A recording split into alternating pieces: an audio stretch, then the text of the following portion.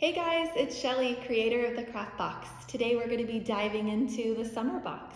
So I've got 3 guided crafts for you. First we have our cute little scrapbook. It's 6 pages. There's insert pages, stickers, just something that your kiddo gets to have total complete creative control, and it's a great way to kind of look back and see what fun things you guys did over the summer. We've got this cute little sun wall hanging, and then we've got our popsicle string art. Let's dive into the rest of the box just to see what's in there. All right, in every box you're gonna get some custom coloring pages that's specific to the theme of your box, along with some coloring crayons. You've got your sticker from me and just a little note. The next bag that's in there, the first bag that you're gonna see right on top, is a bonus craft bag. And this is just miscellaneous supplies that they can use to create really anything. This is not for any of the guided crafts. This is just a bonus craft bag, something to get those creative juices flowing. Other than that, you've got the 3 guided projects in there. Everything you need to complete these projects are in the box except scissors. So you might need a pair of scissors handy, and then just something to protect your tables, because we've got paint, glue, and all that fun stuff.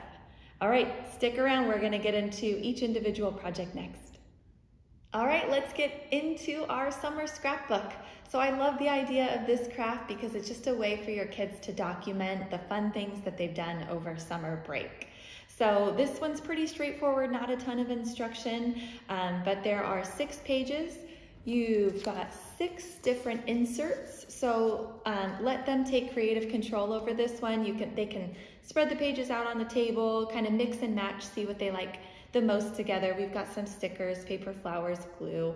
The only thing that they might really need help with on this one is using the brads to put it all together. So parents, I took a pair of scissors and just kind of marked off with holes where I wanted the brads to go. It just gave me a little bit of a head start, made it easier to assemble. But I hope they have a great time putting this together, and even more so, just a great way to catch up and talk about all the fun things they've done over summer break. All right, everybody, next up is our summer wall hanging. So for this one, your kiddo's just gonna have a good time painting their plate.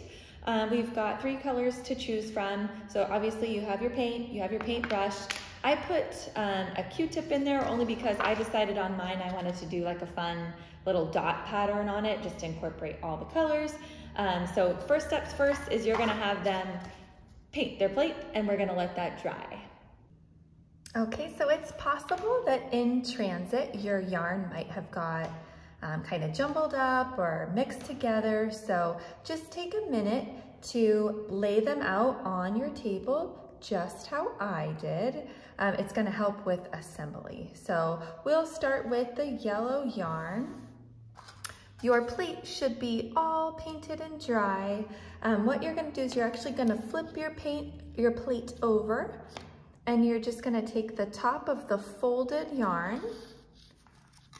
You're gonna fish it through, and then you're gonna find the center of that yarn. So you see, just like that, and you're gonna fish the bottom here through the center of that yarn. All right, there's one. We can head on to the other 2. So again, your yarn should be still like this. I call this, when you come in and do a class in person, I call that my rainbow. So there's your rainbow top. You're gonna take that, kind of fold it and pinch it through. Find the center of that rainbow, and then you're gonna just fish the bottom through. There we go. There's 2, and let's get that 3rd one done. Oh, I should mention, save whatever color you want for the top here. That's what you're gonna use to hang it. So just take a piece of yarn from whatever color you wanna use at the top. You're gonna fish that through. All right, and then grab your yarn from the bottom. Pull it through, give it a nice little tug. Flip that over. And you've got your beautiful wall hanging. All right, we're gonna get started on our string art tutorial. So I'm gonna be doing the dinosaur right now, but this tutorial will work for whatever design you have in front of you. If you have the unicorn, if you have the over the moon box, totally fine. It's gonna be the same instruction. You're just gonna wanna focus on the design in front of you and the shape in front of you. All right, so to get started, you are going to take the top off your string, the bottom off your string, and you are gonna find the center of your string and kind of open it up like a circle. Find the end, and you are going to tie a knot around whatever nail you'd like to. It doesn't matter where you start. Once it's on there, go ahead and double knot it for me. And there are two ways that you can handle your string. One is that you can kind of just wear it on your wrist like a bracelet and then just extend it as you go. The other, and that's what I'm gonna do today, is we're actually gonna extend it all the way out and just let the string hang out on the floor. This way is basically to just avoid knots. This string does knot up pretty easily. So if you extend it all on the floor first, it'll minimize the risk of knots. So hang tight, and you're just gonna unravel it until it's all on the floor. All right, let's get started.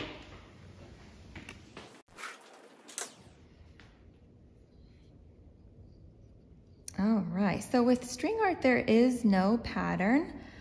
It's kind of up, down, side to side, across, diagonal, really every which way until it's nice and full. I chose to do the tutorial on the dinosaur because it is one of the more challenging shapes.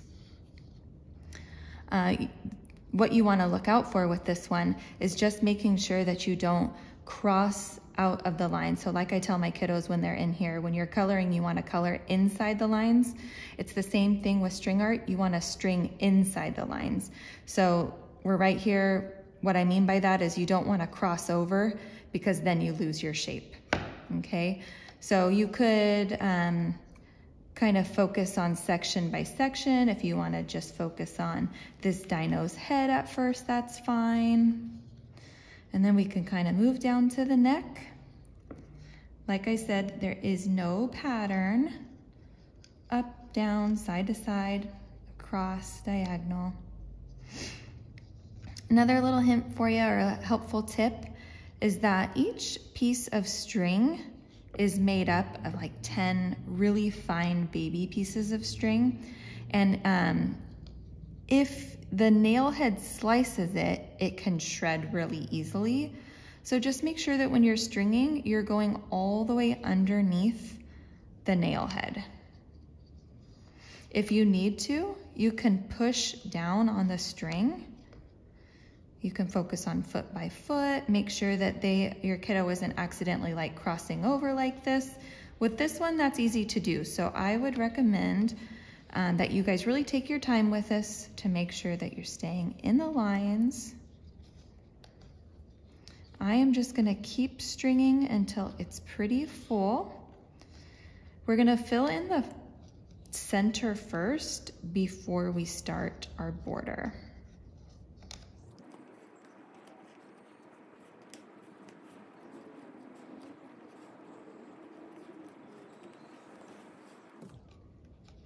All right, this is looking pretty good to me. So you're gonna wanna save yourself about 4 feet of string for your border. And let's jump into the border. So what you're gonna do, it's basically like playing connect the dots with the nail heads.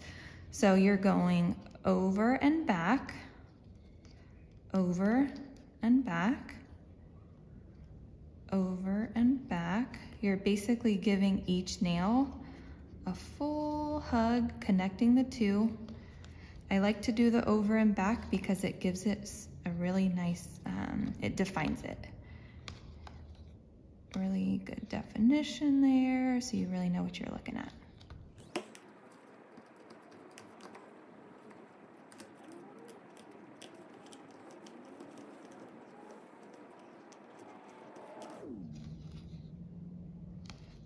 All right, we are back to where we started. If you have any extra string, I would encourage you to use it, because with string art, more is more. The more string you use, the better, the more the design comes to life. I'm gonna cut it here. So give yourself a few inches if you decide to not use the rest of it. And then you are going to tie a knot to whatever nail you are closest to. Doesn't matter where you end it. You're gonna give it a nice tug. Cut off your extra string, not too close. And we've got our cute little dinosaur. Thanks, guys.